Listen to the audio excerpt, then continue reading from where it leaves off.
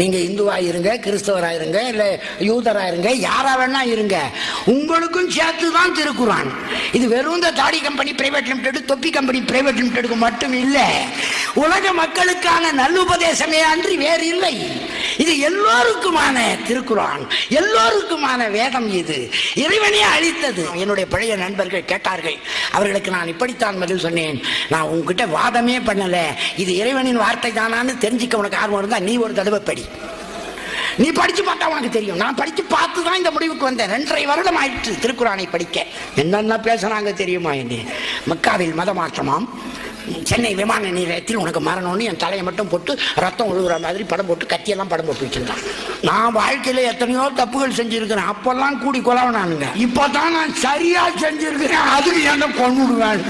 ஞானம் வேண்டுபவர்கள் எல்லோரும் திருக்குறானை ஒரு முறையாவது மொழிபெயர்ப்பிலாவது படியுங்கள்.